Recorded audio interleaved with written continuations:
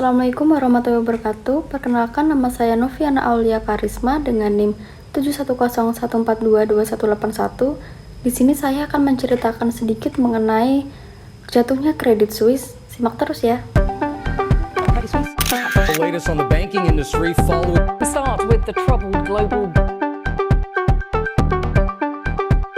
Saudara, perusahaan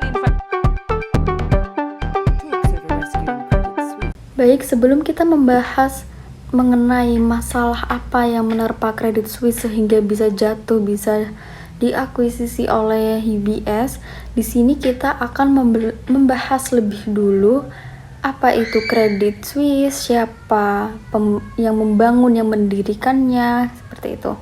Nah, jadi Credit Suisse ini adalah salah satu bank investasi terbesar di dunia, di mana sebelum Credit Suisse ini memiliki nama Credit Suisse memiliki nama pertama yang diciptakan oleh Alfred Escher.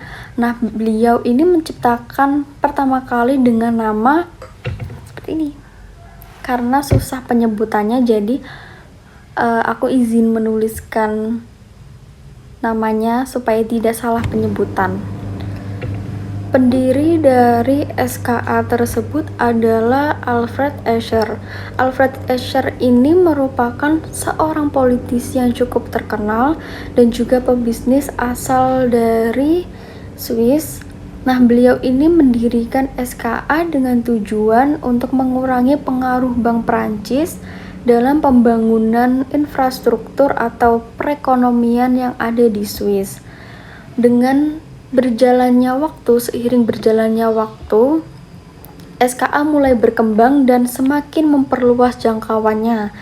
Nah, pada tahun 1870-an, SKA ini membuka kantor pertamanya di New York, Amerika Serikat. Lalu pada tahun 1876, kantor tersebut dipindahkan ke kantor pusat di Zurich, Swiss. Lalu pada tahun 1950-an ini, SKA resmi mengganti nama atau mengubah namanya menjadi Credit Suisse. Di dalam pengubahan nama ini dianggap lebih mudah untuk diingat dan lebih profesional, memiliki konotasi yang lebih internasional, sehingga memudahkan bank lain dalam melakukan bisnisnya di pasar global itu dan dapat bersaing dengan bank internasional lainnya. Lalu sepanjang abad ke-20-an, Credit Suisse ini sudah mengalami pertumbuhan yang pesat, terutama di bidang perbankan investasi. Bank ini juga terlibat dalam berbagai transaksi keuangan besar di seluruh dunia, seperti banyak lembaga keuangan lainnya. Namun, mulai tahun 2008 ini, Credit Suisse mulai tersandung masalah, mulai tersandung skandal yang mengakibatkan kerugian besar. Lalu dengan permasalahan pada tahun 2008 tadi, bisa menurunkan saham Credit Suisse di awal-awal perdagangannya lebih dari 24% penurunan. Nah, itu juga terjadi setelah investor terbesar dari Credit Suisse, yaitu Saudi National Bank atau SNB, mengatakan tidak dapat memberikan bantuan keuangan lebih lanjut kepada Credit Suisse lagi. Hal ini mengutip pada laporan Reuters sebagaimana diberitakan CNBC International. Dengan itu, Credit Suisse 2 hari berturut-turut, yang sebelumnya saham Credit Suisse juga anjlok terseret krisis perbankan Amerika Serikat yang melibatkan Silicon Valley Bank atau SVB dan Signature Bank. UBS mengumumkan telah menyelesaikan pengambil alihan darurat saingan lokalnya Credit Suisse. Dengan demikian, bank Swiss tersebut pun menjelma menjadi raksasa pengelola kekayaan terbesar dengan neraca mencapai 1,6 triliun dolar Amerika Serikat. Nah, seperti yang diberitakan oleh CNBC Indonesia yang mengatakan bahwa akhirnya pada tahun 2023 UBS mengumumkan pengambil alihan darurat saingannya yaitu Credit Suisse.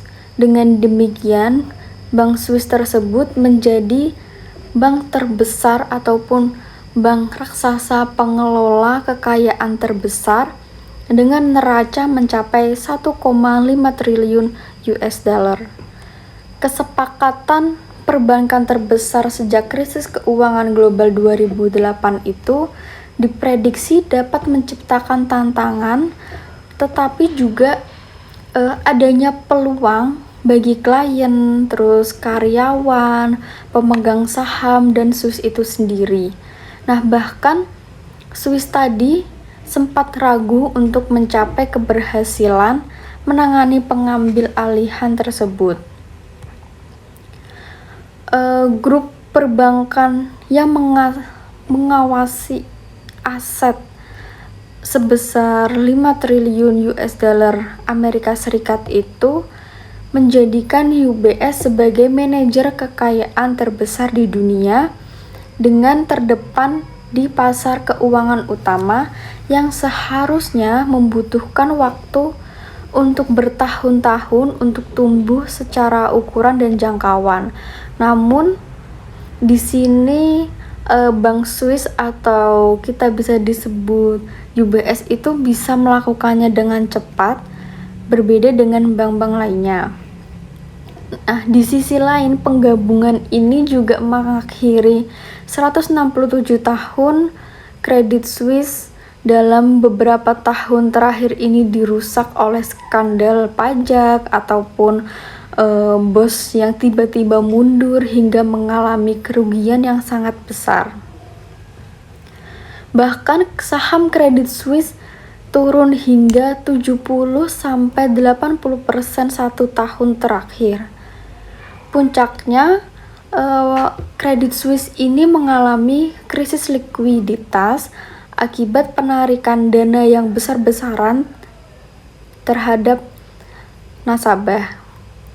Nah, akhirnya pemerintah ini dan beberapa regulator keuangan sepakat menyelamatkan Credit Suisse pada tanggal 18 Maret 2023.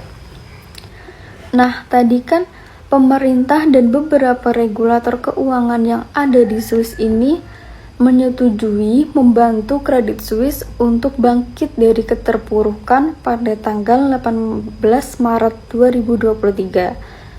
Nah, dengan catatan Credit Suisse ini mau dan menyetujui akuisisi oleh Union Bank of Switzerland atau bisa disebut juga dengan UBS senilai 3,2 miliar US dollar atau setara dengan 49 triliun rupiah.